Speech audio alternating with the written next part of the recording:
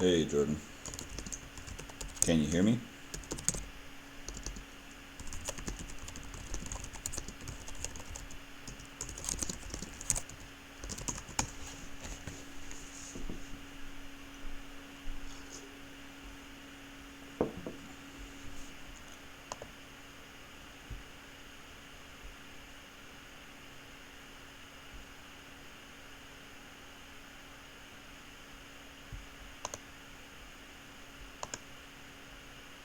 Perfect. Alrighty. Let's see. I'm just going to get some links set out to social media so people know. And we're going to get going soon. So if you just give me 1 minute here, I'm going to figure out what the heck I'm doing and we shall go from there.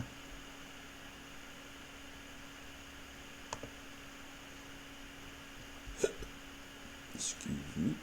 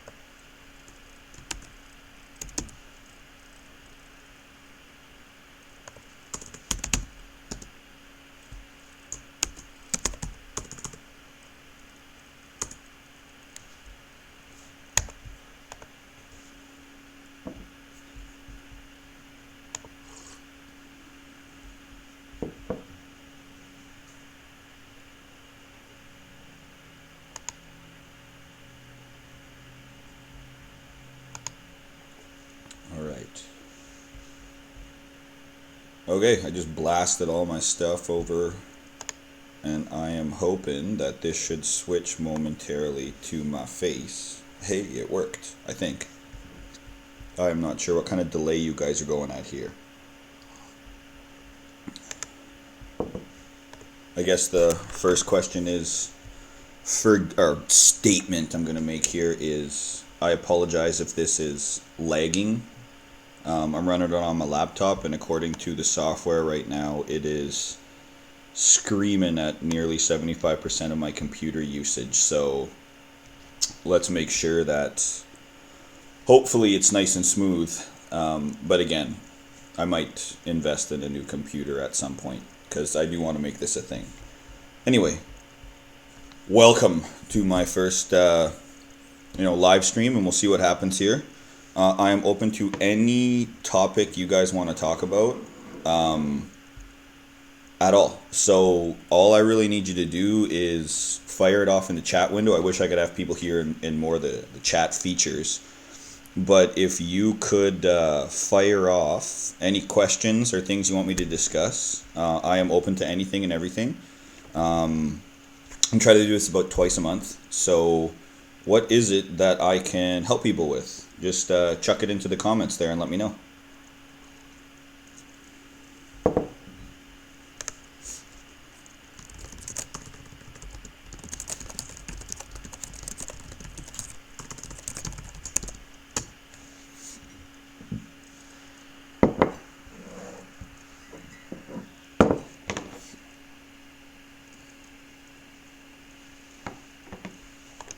You got it. All right, Jordan, let's talk BattleBoard. So this traditionally is one of my more common questions that I'm going to get. So hopefully, if this goes right, I am going to flip my feed to be me/my computer. Hey, Alicia. And I got Brant here, way from New Zealand. Loving this. This is awesome. Okay, so I'm going to shrink this here, and I'm going to open this document. Okay. When it comes to battleboarding, what it is that people often have kind of the biggest question for me, so to speak, is what is it? And what is the purpose of it? And why do you do it? So, okay, James, yes, I can do that. So everything is fluid and dynamic. So what you're kind of looking at on screen right now is how I've begun to kind of frame my battleboard stuff. So this is kind of weird. I'm going to kind of shrink this here. I'm just kind of getting used to this. Wish I had dual monitors. It would be much easier. I'm going to chuck this on the side so that I can still see the chat window. And I will chuck this over here. Okay. So the first thing that when it comes to the battleboard is I'm going to go kind of what I see Charlie put here is when it comes to managing the battleboard, it can be a bit tricky and it depends. Because with large numbers of kids, you're going to have a bunch of stuff going on in a bunch of different areas. And then the question is going to be, well, what do I do on the battleboard and how do I keep the class under control? I'm just going to kind of look at it from this perspective. The battleboard itself can be used at any interval it is that you want.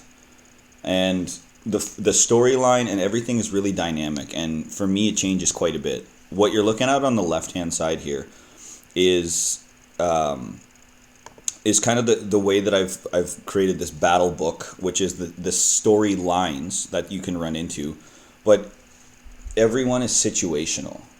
So what I'm looking at doing here is, from this perspective, I tried to do a really fluid story with everything interconnected, and what I realized is it just took up too much time. And hi, Caitlin, or Katie, haven't seen you in a long time.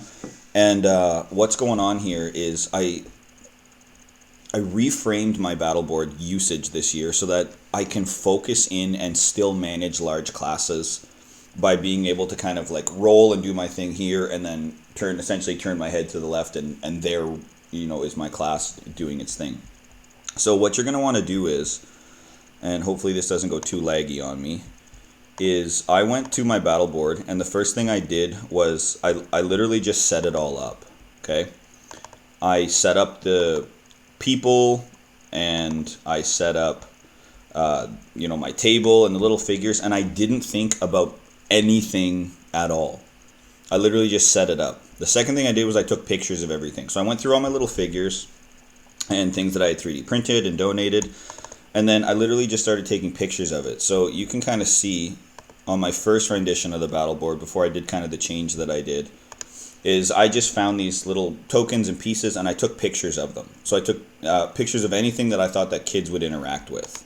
So once I had all these pictures done, uploaded them to my computer, and I said, I started creating unique items to go with stories, but I'll get back to that in a second. What essentially I then did was this, and this is where I kind of recommend people go. I guess real quick, can you just tell me in the chat window, is everything kind of moving along smoothly? Because I'm getting video output low warnings, and I just want to make sure this you guys, you guys can still hear me. It's not a waste.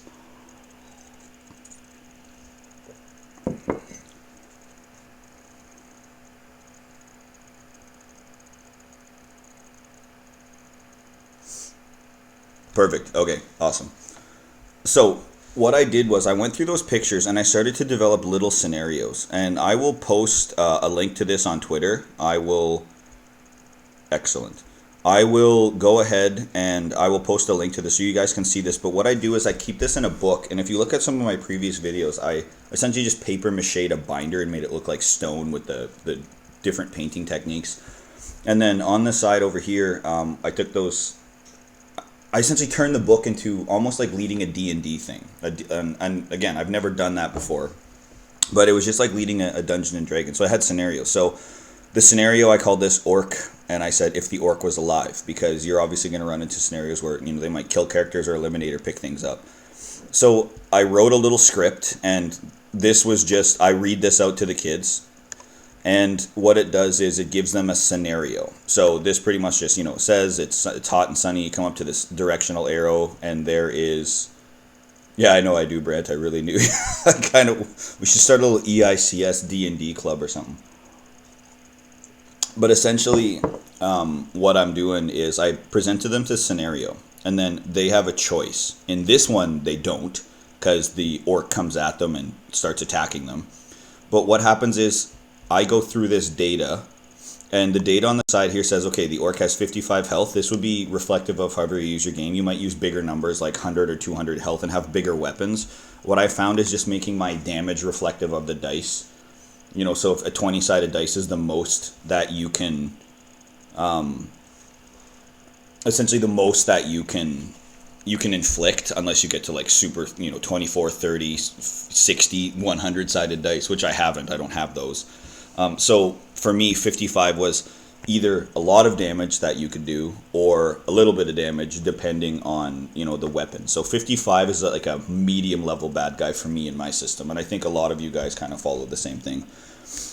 So I go ahead and I look at the character to get my inspiration for the story. So this guy actually has 2 weapons. So what happens is he uses a D2 because this axe and this dagger are going to actually use 2 different attacks. So this will be a D20 that he attacks with, and then this one over here could be a D8.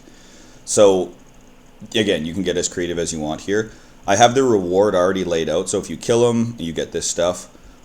And then I have scenarios, well, what if someone gets to that sign and wants to read it, but the orc is already dead? So then I have a little bit of a different scenario, and I say what the signs actually say. So I've created a series of these throughout the entire... this little booklet that I keep. And what it's been able to do is I used to improvise a lot of things when it comes to the battle board. So when I would look at it, I'd be like, okay, this here, this guy, this much health. This allows me to just flip it open completely and just, oh, this is the scenario you're at. I have to tab the book. I'd recommend that because I often like flipping through and I'm like, where's this? Where's that? So I go ahead and I just create the scenarios. I open the book, go to the right one, and then I just read it to them. And then I give the kids the option.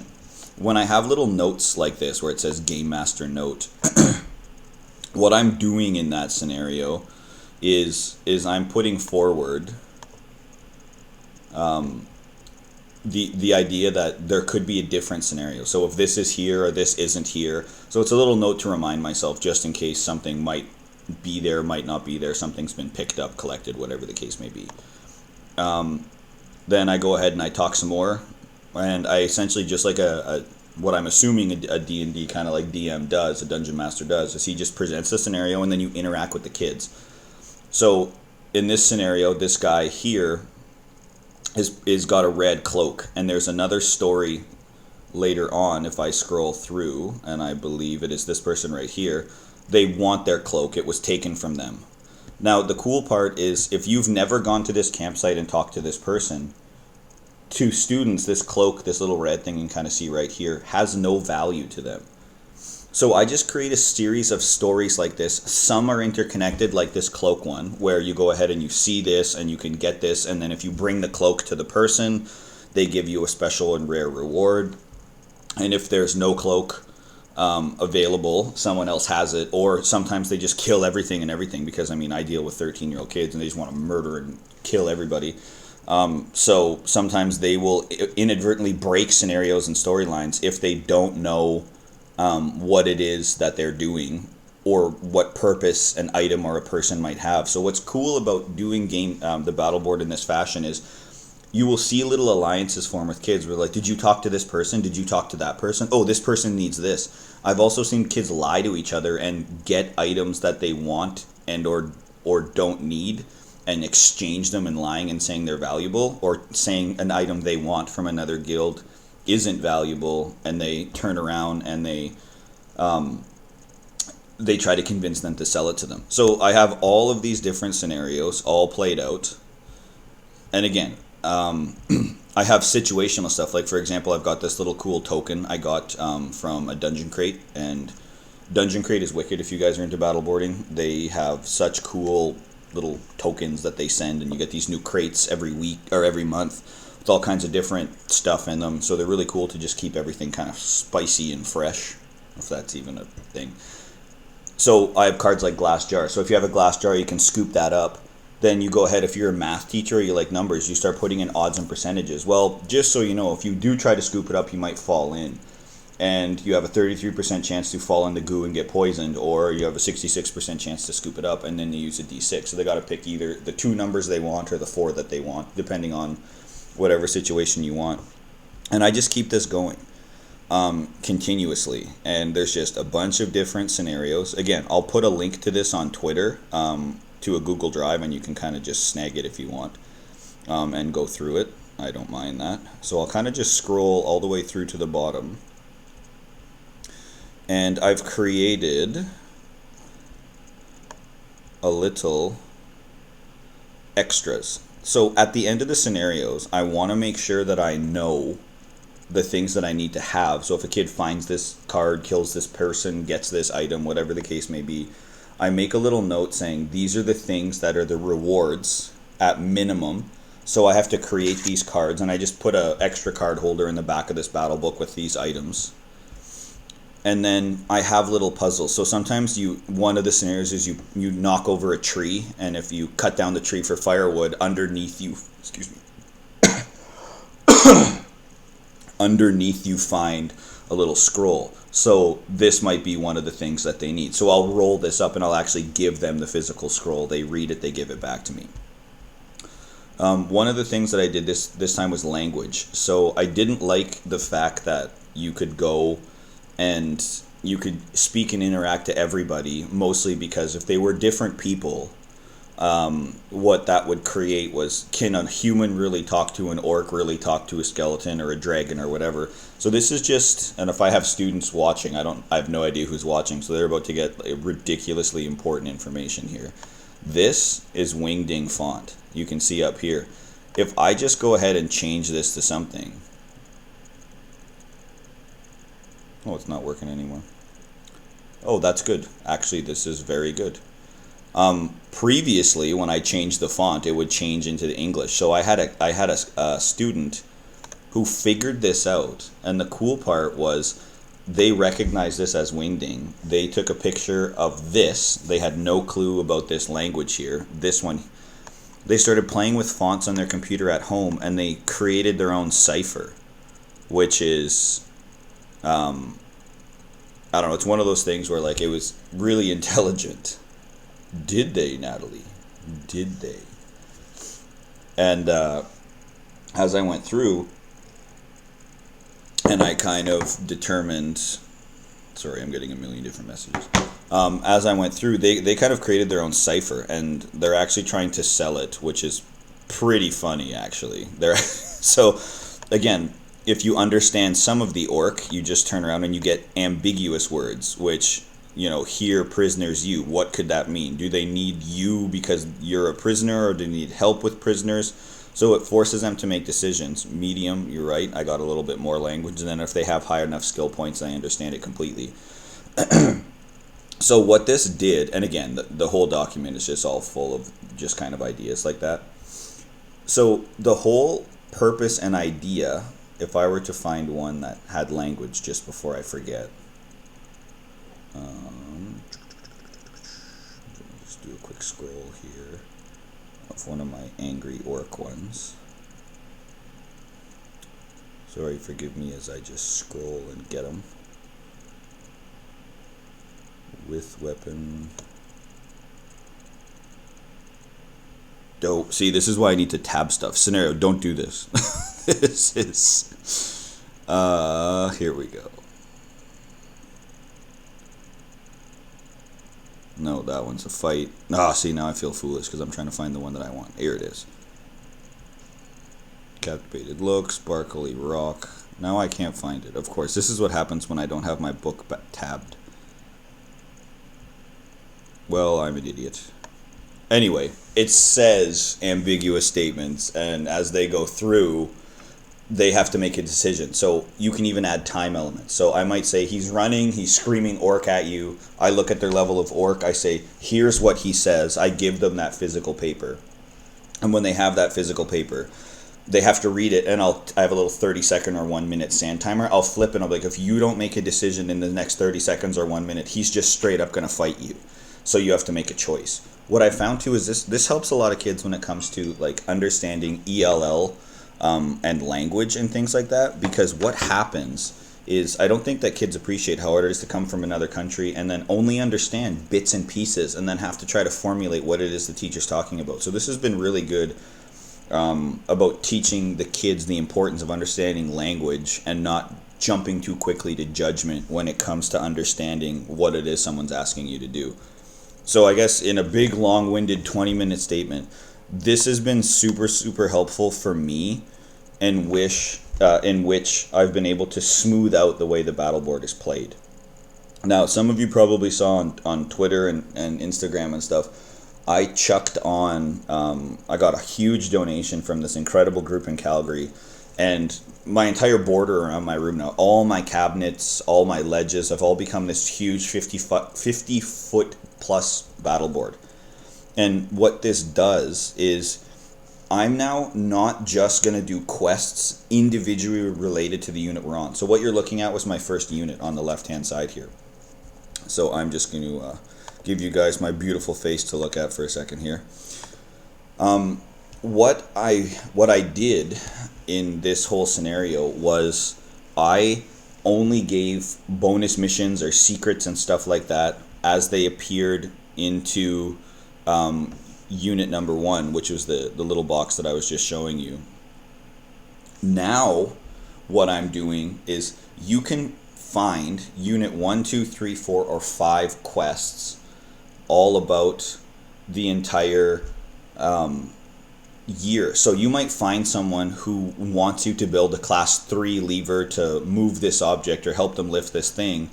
But what happens is you might not have learned that yet. So this gives the kids the opportunity to get a little bit ahead and kind of check stuff out, or they might bypass it completely and say, we haven't learned this, we don't have time, whatever the case may be. But I've got kids this year who have already made notes almost 2 units ahead because they just love to read the textbook. And hey, whatever, right? If that's what they like to do, then let them do it. So because of this, I've been able to formulate and create these future quests and stuff. And that's actually what I'm doing this weekend. I am going to go populate the entire leaderboard, or sorry, the entire BattleBoard with the figures. So let me see here. I got a couple questions. Students able to move through most of the BattleBoard. On my original one, yes, because my original one was just that sand table Brant that you had seen in my classroom before. Now, if you remember my room, I think you were in my new school. The entire rim of the classroom being the BattleBoard, it gives them the ability to go anywhere and everywhere that they want throughout the course of the entire year. So I have no worries about where they go or how long it's going to take, and that's an issue that I had with one unit across one BattleBoard. Was the issue arose that, you know, certain kids progress, they get to this thing, and then I'd switch the BattleBoard, and sometimes miss school days. Like, I mean, look what we had this week, right? We had no school. We had virtually no kids, no buses, no anything. So that would have screwed up the BattleBoard stuff right away and put me behind. So now that I have a free-flowing thing that can be used from the start of the year to the end of the year, it's one of those things where the kids have the ability to not feel the pressure to move. For me, every one number they roll on a dice is an inch that they have to roll, or sorry, that they get to move. And with 50 plus feet, I mean, you're talking, sometimes they go this way, that way, all the way around, and sometimes they'll just move in a circle on one unit, picking up different types of things. So there's no pressure to get through an entire unit anymore, which with kind of a bigger layout. I guess one cool file I can show you, I'll switch back, that I just gave the kids this week, I mean the ones that made it to school, was I gave them, and now I have to find it, of course, should have it right here, is I gave them this. This is actually the where they begin now. Because the battle board is so big, I wrote 5 different scenarios that were really open-ended. What did I just do? There we go.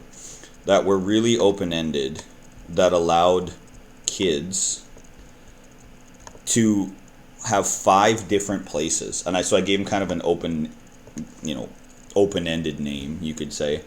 And from that open-endedness, what they did was they had to read this description, well, I guess all 5, so toxicity, ruin steps, construction, deconstruction, crumbling castle, and then floating island, scorching mountain. And they had to read that, and they had to submit to me a little guild name with the number, so whatever, if they wanted to go to crumbling castle here.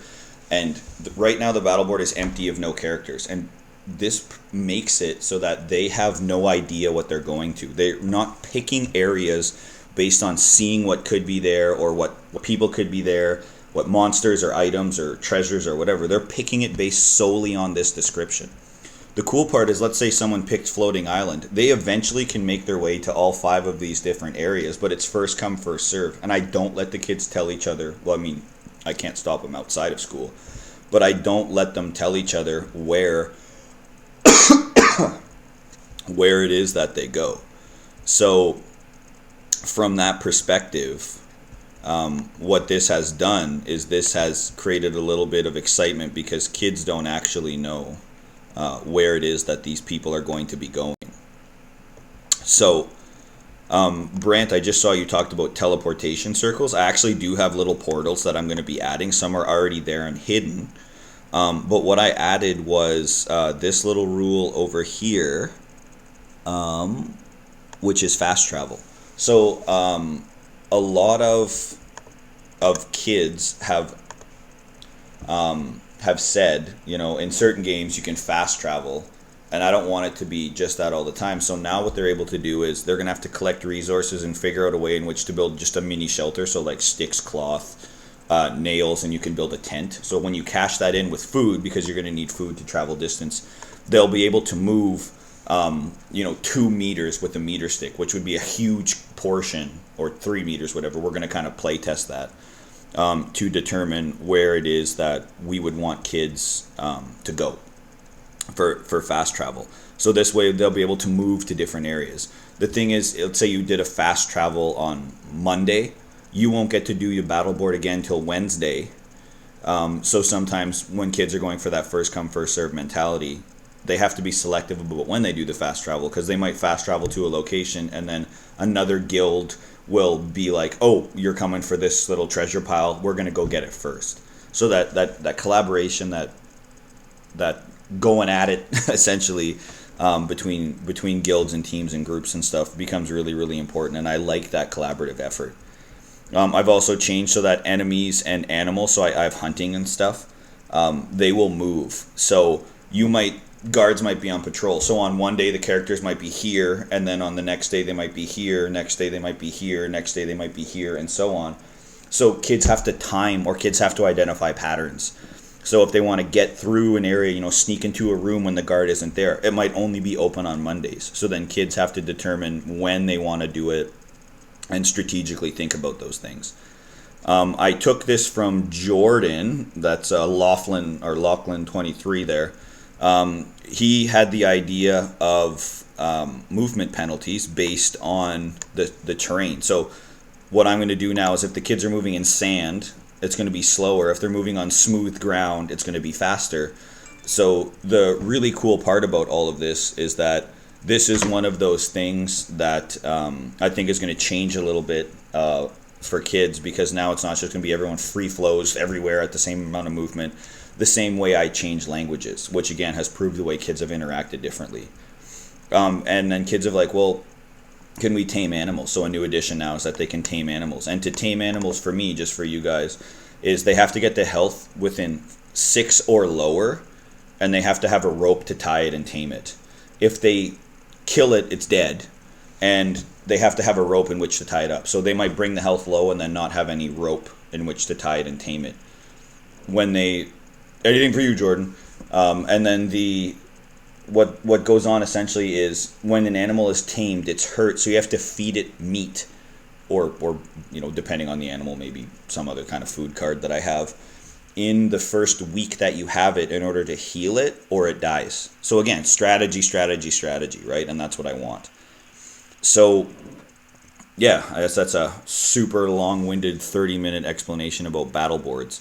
And again, they can be fighting, they can be science-related stuff. So I have a little jar, and again, there's a little heads up for kids. I have a little jar of hydrophobic sand, but it just looks like different colored sand. They're going to talk to this person who's going to be like, this mage sold me this sand and it's ridiculous. I can't use it to make any clay. I can't use it to make anything. Tell me what's wrong with it. And what's going to happen... Mine too, actually, Brent. Mine too. They all want to get this little bear I have. It's pretty funny. So what happens is he's going to give you this vial of sand. So I'm going to give them hydrophobic sand, and they're going to have in a 24-hour period in order to figure out what it is. And they're going to have to essentially determine, oh, this is hydrophobic sand. I remember learning about hydrophobic material in October when we talked about detergents and surfactants and all those different kinds of things. So you can have science-related little mini missions. Again, the current unit you're on, future units, or past units that you've covered. You can have battles. You can have puzzles. A wicked thing to do is I went on Amazon, and I think for like $4, I bought, like, I don't know, the craft magnets are like half the size of my pinky finger and like paper thin. So I'm building walls that can get knocked over, and all I do is I just put magnet, stick them together. So you can have all kinds of interactive traps and puzzles and things like that. And then when you design it around the situations that I had showed here, you don't have to have that pressure about worrying about managing a bunch of stuff, because you literally come up, they roll, they move. I don't have to watch them move and roll, because the first time anyone were to cheat, they're dead, right? Little throat slash animation. And what happens with those kids is that they understand that the honesty, and you'd be shocked at how honest these kids will be. They're not going to cheat and circumvent the rules here. So I can, keep them in the corner of my eye. They're moving. Hey, Hebert, we came here. We got to this location. I flip. I read, and I can still monitor the class. I have an EA that's in my class a couple times a day with one of my grade 8 classes, and I'm teaching her how to run the battle board. In certain situations. So she handles roles and technology stuff when they have to roll for tech based on that new skill system I created. So all of those kinds of things is pretty hilarious. And again, it's smooth and quick and easy, because I just flip, I read, I give scenarios, I roll, and then I keep going. The only time it drags on is when rolls are super low, and it's like, oh, you do 1 damage, I do 2 damage, you do 3 damage, instead of like sometimes they go super fast when you roll like 20, 20, 20, everyone's dead, and you just can proceed through the scenario. Do students always keep their items and manage their health? How often do they move once a day? Yes, so I have this health tracking sheet. I showed it in my video I just released about boss battles, but essentially it looks like this, if you haven't seen it. So it's literally the easiest thing in the world. I just made a spreadsheet. So they use this, they have to bring this to the battle board, and they have to track their own individual health. So if they take damage during the battle, the same way, they track it in here. Let's say it was a goblin that they fought, you'd put like goblin fight. Their health, let's say it was at 23. They take 12 damage. They, 20, great, I'm having to do math. This was really, 11. And then, they don't eat any food, so that means the next battle they would go at 11. So they have to track this individually. Their items are always on them in their binders, in the binders in their card holders. which they have to bring to the battle again. If they don't have their character cards, so in my books and kind of people that I've talked to, I've referenced those little avatar character cards that I've created. So in those avatar cards, what I've created is if they're not there, that means they're not in the battle. And then when it comes to movement, as long as I'm not doing an actual lore day or teaching day, Brant, they move once a day. They each get 2 rolls, so they can move up to 12 inches if they're lucky. So from that perspective and that kind of point, they can move sometimes a ton. They earn their movements through their battle sheets and things like that. So they do rounds and fights. They fight till they're dead. So I'm going to do, I think my video next week is just going to be filming a raw, I mean, assuming we have kids and time and buses and stuff. I'm just going to film just here's how I run a BattleBoard session. But think of it RPG style. So I go or they go first and then we roll. So the kids will, how's the best way I can describe this? Let me try with paint and see. I have kind of this vision for paint. So what they would do is, where's my little paint palette? I guess it doesn't matter. Let's say they come to a goblin. So this is the monster they got to fight. There's my little goblin. And their guild has 6 members. So here's representation of all those 6. Terrible circles. And I would assign each one a number. So this would be to determine who does what. Because there was no other way I could figure out to do this where it made sense. So let's say the goblin's health was 55. So I have these little 3D printer health dials that I created, and it just works with this. What I did was I said, okay, you're the number, so you guys initiated the fight, so you go first. So they would each have their health tracking sheets with them. And I'll just kind of make up some numbers. So let's say this person had 33 health, and this person had 4 health. I'll put the health in brackets just so we're clear here. And we'll say player number 6 had, what the hell is that? We'll turn this into a 7 there. They have 7 health. So what happens is you go turn by turn. So if they were initiating the fight, they have to roll the dice, and whatever number they roll is the one that becomes the attack. So let's say they rolled a 2. That means this is the player that's attacking. So they would have their cards laid out in front. So let's say he had a sword. That means he gets to attack me with a d20. So he would roll his d20 towards in the little dice tower I got, and let's say he rolled a 6. So that means that my health on the goblin now drops to 49. If my math is right. From there, what happens is I attack. So let's say the goblin had a dagger, so he attacks with an 8. I roll to see which player I attack. So let's say I roll the dice and I roll a 6. So now the damage that I roll for this round, I roll the 8-sided dice and I get a 6. That means that this character's health drops down to 1.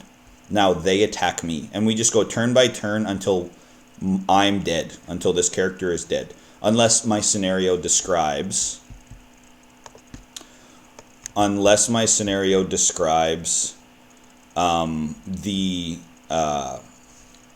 he runs away after 5 swings or whatever the case may be. But essentially it's a fight to the death the entire time.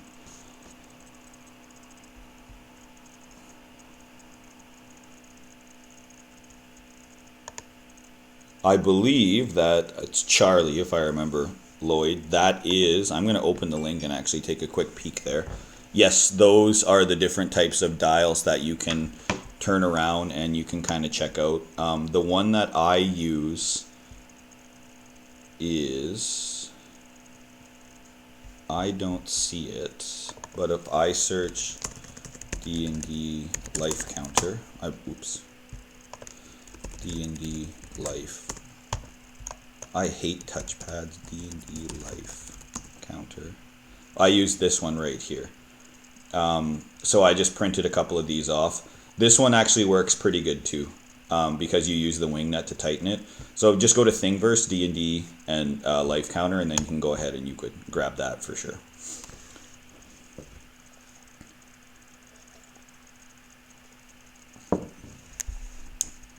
This is fun.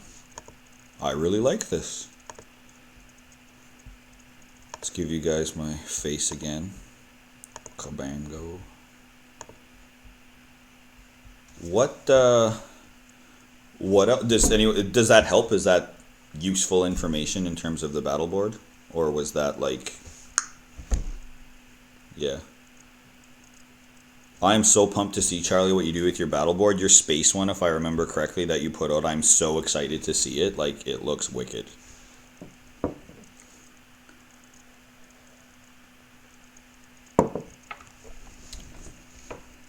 What else can I help you guys with?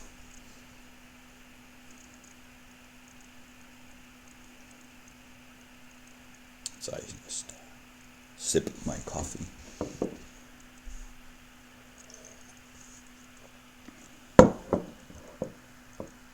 My Twitter handles are all these amazing people. I'm going to assume you mean these people.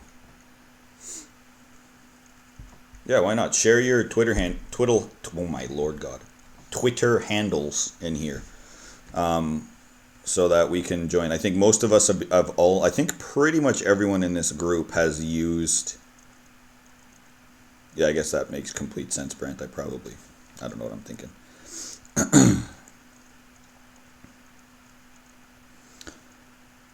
But yeah, I think most of us have been. You can find Charlie in the Game My Class thread. For sure. But he's got some cool stuff looking with the space theme battle board.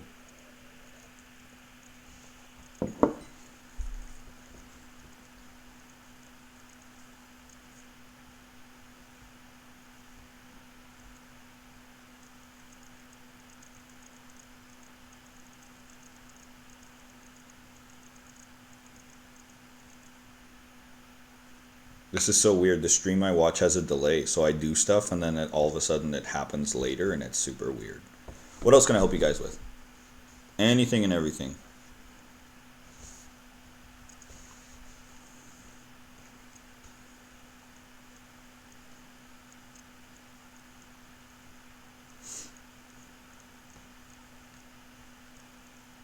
It's cool to me that I have two people from the complete opposite side of the world here. It's awesome. Yes, I love to guys share. Like, you guys are doing some incredible stuff, and sometimes people only message me. Please share it with the group. Like, you guys are doing amazing stuff. Like Brant with your D&D stuff, Charlie, this new BattleBoard stuff. James, you were putting some stuff on Twitter the other day that I really liked. Alicia, you are starting out, and share that information, because the only way that we can continue to get better at this is to learn from each other. So by all means, please do. Keep pumping that Game My Class.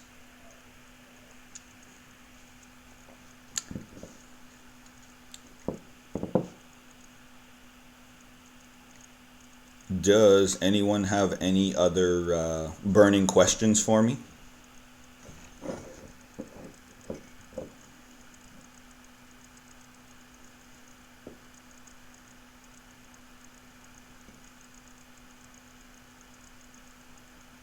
Okay, that's a good question, Charlie. So about disengagement. The really interesting thing is that I've really not run into a scenario where kids are not engaged in this, and kind of the best way that I would go about it is I say, well, you can do it the traditional way if you want, but when it comes to it, I've never found a kid who's like, you know what, I don't want to do this, simply because the alternative is, your standard, whether it's worksheets or reading the textbook and stuff like that. It's never really come up. I give kids full out clauses if they don't want to do it. I say, when I go through these things, you can just kind of hang out over here and do your own thing and do the stuff individually and ignore the battle board. But I've had, this is my, fourth year doing this. I've had over 500 kids go through this so far. And the first one I've really had trouble with this year, but I don't really think that the issue that I'm having is related to school. If you catch my drift here, I don't want to say too much stuff, but I don't think that the disengagement that I'm getting is related to school. There's a lot of stuff with the other things. Yeah, an easy way, and that's a great point, Jordan. A really easy way when disengagement, a lot of the disengagement you're going to find is going to come from kids who are who haven't had a good educational experience, or who are worried that this could affect their grades or they're not going to understand. When you reward them early, oh my god! And again, I always say, like, you got to be a bit of a showman in the first little bit. Is to turn around and be like, this is amazing, I've never had this before. Here, here's this super rare card, even if it's not like super rare. But you can build kids' engagement simply by rewarding them early and getting them super excited about it. But yeah, totally on board with Jordan's idea. Sometimes you got to do a bit of reward in the beginning. But Brant, my exact experience is that girls absolutely decimate early on. Like, my leaderboard is consistently like female dominated.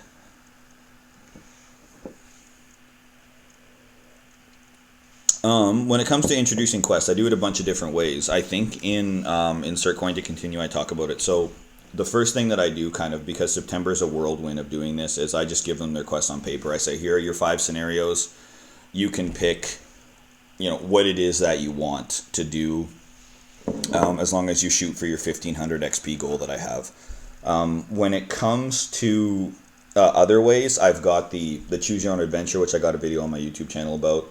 I used to use Blipper and augmented reality stuff. The downfall, of course, to that is all these augmented reality apps are dying. I think I just saw that Remy had tweeted that HP Reveal, which used to be Erasma, apparently is going under as of April, I want to say, or is going to lessen its features by April. So I am not 100% sure, but that was another way that I used to do with questing. Sometimes I put a series of envelopes with just question marks on them, and the kids pick one, and they can't go to another envelope until they've answered one from a different one.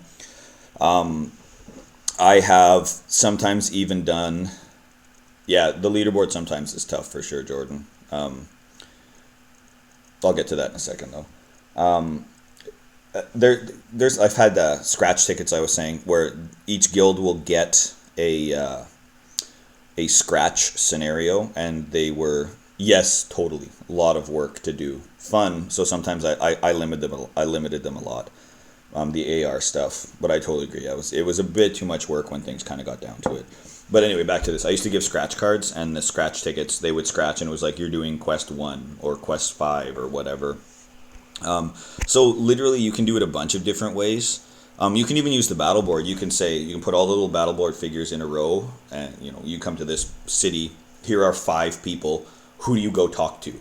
And then they put their little character there, and then you give them a quest based on who they interact with. So when it comes to doing quests, you can literally give them as many different ways as you want. And I always try to do something a little bit different every month, just so that kids get a different sense of, it's not always just a paper read it. Again, you can use augmented reality, scratch stuff, choose your own adventure stuff, whatever the case may be. Actually, one little thing, I'm just going to go grab it. I'll be right back. This was kind of cool.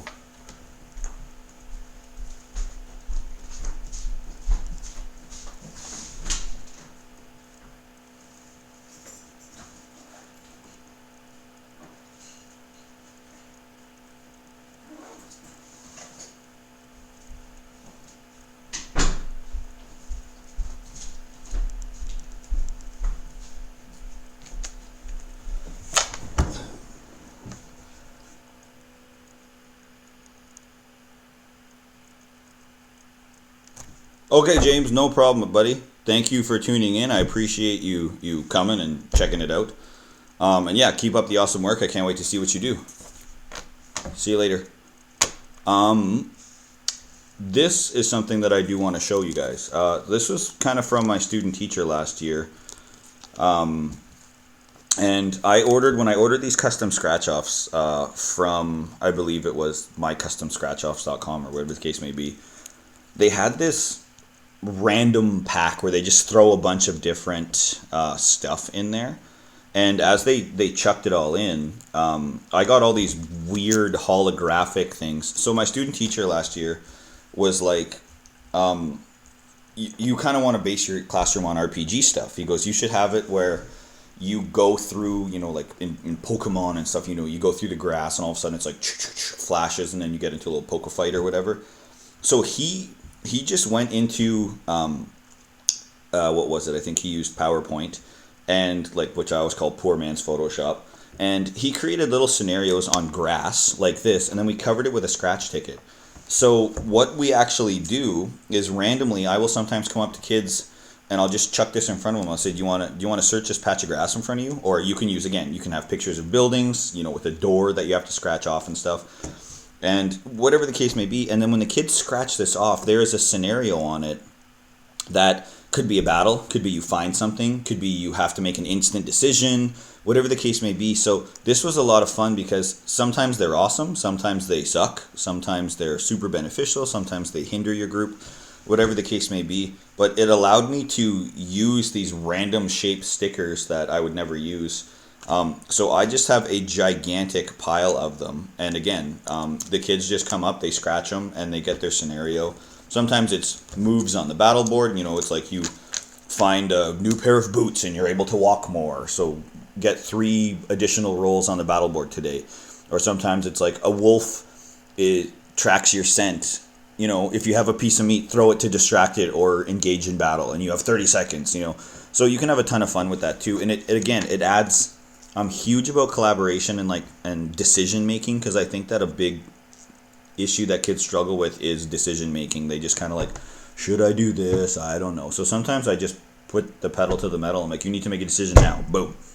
So these scratch things are a really fun idea if you have scratch tickets or scratch paper. Or honest to God, take a piece of paper, put another piece of paper in front of it and staple it. And if they agree, then just rip off the front piece of paper. So you don't even need fancy scratch ticket stuff. You can kind of do it with whatever it is you'd like.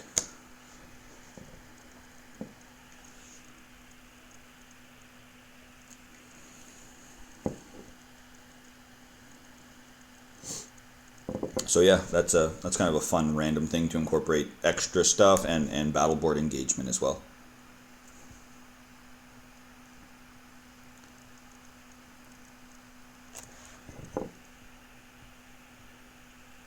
What else can I chat about? This is fun. I don't know why I like this so much, but this is fun.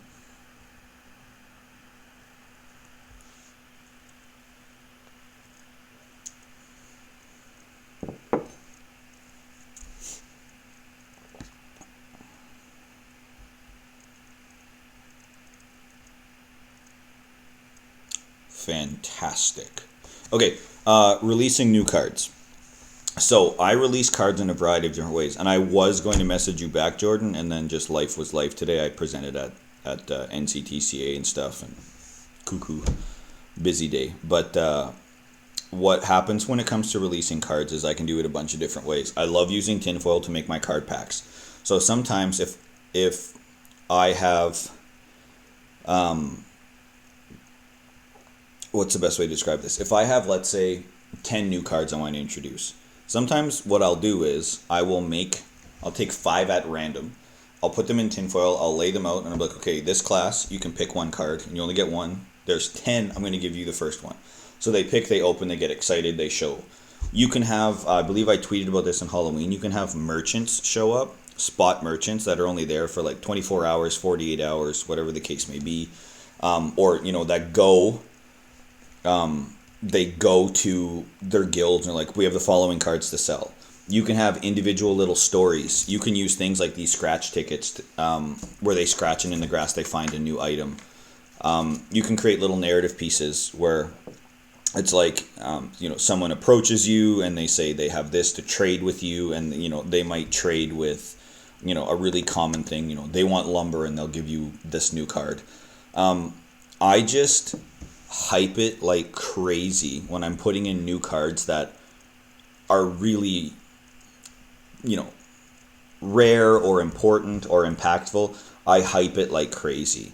I have this tent in my classroom. I think you've seen it in some of my videos. It was just like a $15 IKEA tent. And I had a flag from my big end of year game last year. That was really well done, so I kept it. And it's called the Scaliest Trader Tent. And I put cards, little card pocket holders on it. And randomly the tent will be closed. And it says the trader is looking for this. And when you get it, when you put you're the kid that puts in the last card. So let's say, pretend these are card slots, and there's two. So if he wants lumber and nails, if you put in lumber, that doesn't matter because this slot is empty. There's still one slot. Whoever fills the last slot in the game, or in the little trader tent, goes and gets what's inside, and you don't know what's inside. So that's been another way to introduce new cards. Sometimes I flat out just I put them in the store and I don't say anything, and I see what kids are paying attention. So a kid might come and be like, whoa, that wasn't in the store before, and then again they'll start spreading the word for me. So you can do it in a bunch of different ways. Burnout. Involve the kids. That is probably the best advice that I can give. I love this stuff. So for me, the issue is I sometimes just feel like I don't have enough time.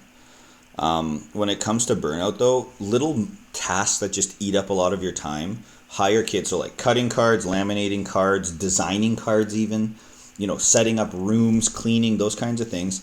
That's where I found when I got burnt out, it was just completing these tasks on top of marking and everything like that.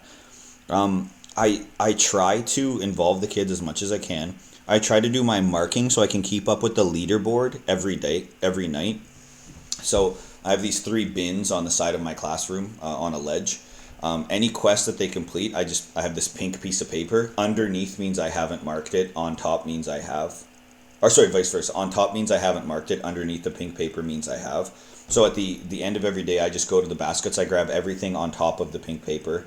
And I essentially just chuck it in my bag. I mark, I add to the leaderboard that night. And this, allows me to do little bits of marking every night instead of the end of the unit, like 50 projects that create a lot of craziness.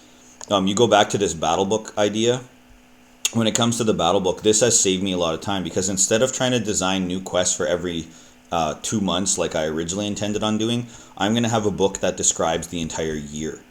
And I will do the things first that are closest to the 5 starting points, and then I'll build things out forward. So I always say, as long as you're a little, a week or 2 ahead of the kids in terms of planning, for me, I find that helps a lot.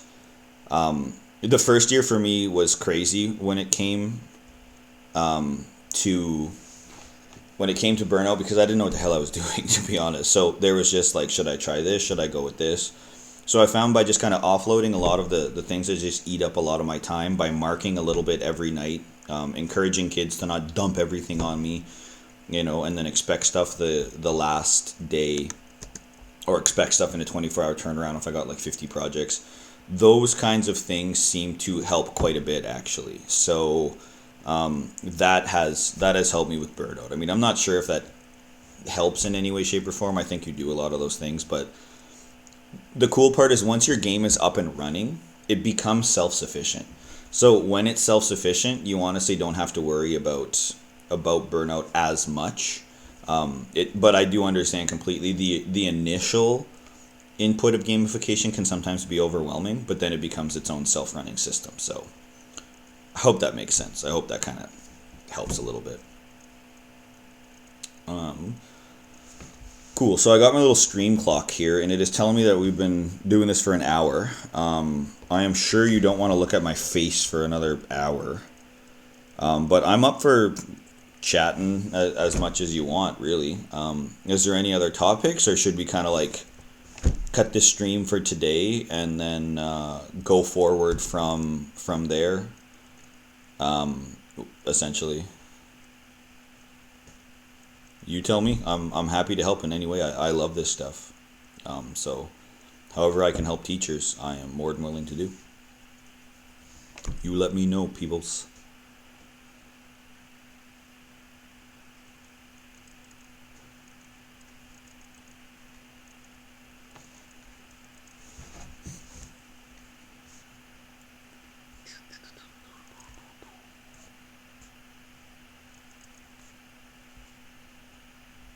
I'm seeing no chat.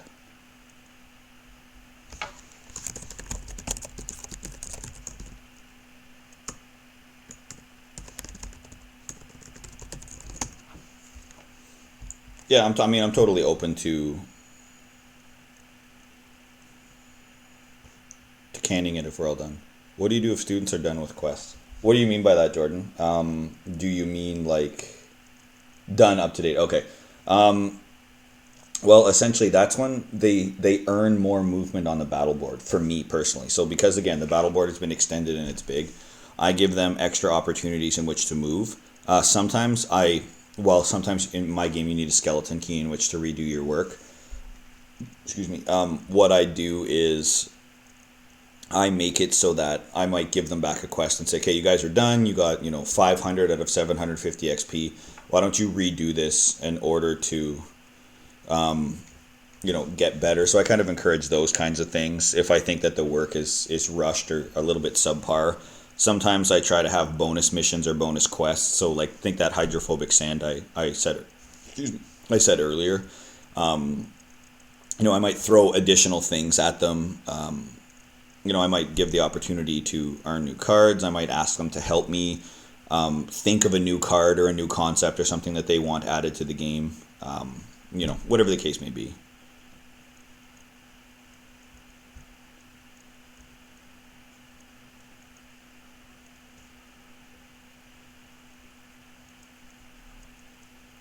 Oh, no problem, Brant. I'm totally up for... I love this stuff. Like I said, it's going to be awesome.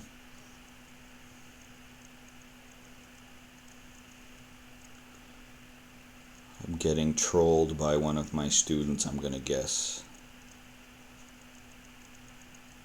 That's going to be my guess. Father Moganin.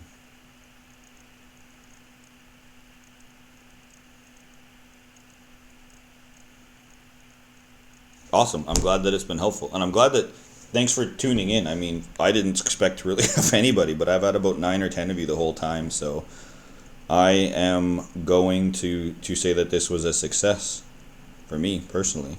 So thanks for taking your time to listen to me ramble on for the past hour. It's pretty awesome.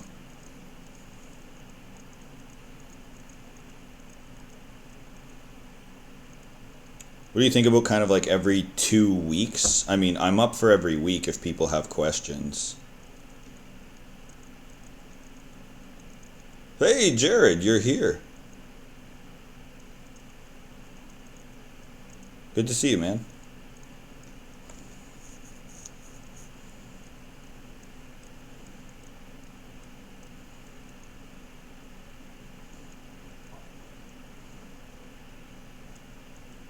I will play along, troll. I am a teacher in Fort Saskatchewan, but I feel like you know that.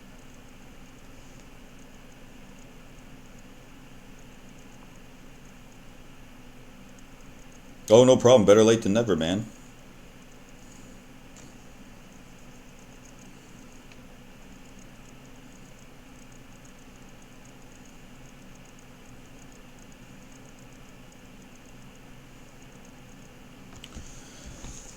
So yeah, cool. All right. Well, thanks a lot, guys. I will probably do this, in and around every 2 weeks, unless the questions, come by and we need to do it every week. But I'm figuring about every 2 weeks. That way we can go ahead and get lots of different questions and feedback. And again, let's keep the chat going in using Twitter. I think this saves, so I'm gonna see if I can get this saved and then upload it up onto my YouTube channel for people who do miss it. But I just want to say thanks, guys, for checking it out, and happy to help and have great weekends. Anyone in my district have a nice restful weekend after we didn't really do too much this week. So thanks for coming out, and I guess that's it for now. And again, you have any questions along the way, you know how to find me on Twitter and email and all those kinds of things. But yeah, take care, guys. Thanks a lot for checking out this live stream.